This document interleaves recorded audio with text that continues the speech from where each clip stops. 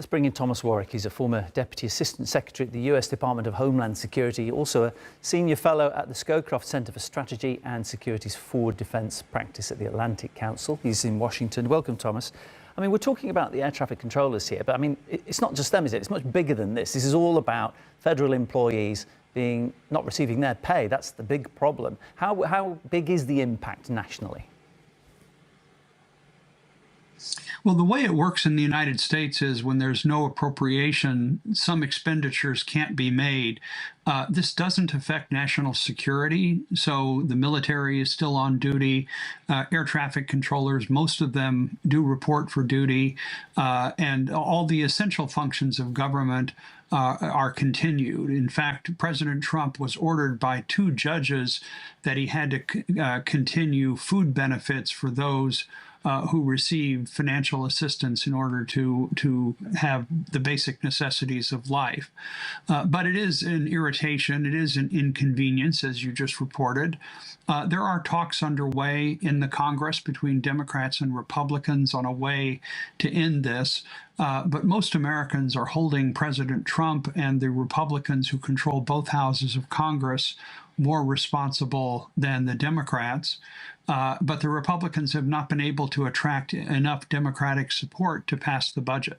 Does this highlight a problem, which often you hear this kind of quote made, that most people are only one paycheck away from not being able to kind of survive? And doesn't this kind of highlight that fact that people miss 1-2 months and they're really struggling and have to find a second job instead of going to their main one?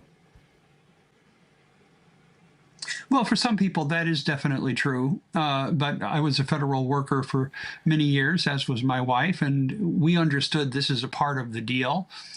So most people have savings that can cushion themselves during this period. But it's a major annoyance. There's no doubt about it. For some, especially those who in lower wage jobs, it's a real problem. And for government contractors, they actually don't have the assurance that they will get paid. Most federal workers understand that the way all of these shutdowns have been resolved is everybody gets back pay whether you worked or not. That's actually a federal law that President Trump signed in his first term. So this is a convenience, it's an annoyance, and obviously everyone, I think, wants to see a satisfactory resolution so that everyone can get back to work, everyone can get back to their normal lives. As you said, people know they're going to get the pay, they're not going to lose out. Is this getting to the point where, because it feels like we have this situation like every year or two, is it getting to the point where people now kind of just factor this into their way of life if they're a federal employee? Actually, the interesting thing is it almost always happens only once during each administration. And so you can expect once every 4 years something like this will happen. Normally, it happens only for a very short amount of time. This is unusual because of how long it's taken. But what we've seen is that President Trump is getting his priorities, immigration, military, and other needs met. And he's been willing to take the blame from the American people, including in the most recent election that was on Tuesday.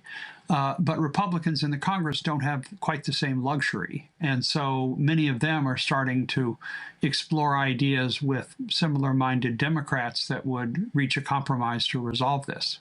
Yeah, that's a good point. Thomas Warrick, good to speak to you. Thomas Warrick from the Atlantic Council. Thank you.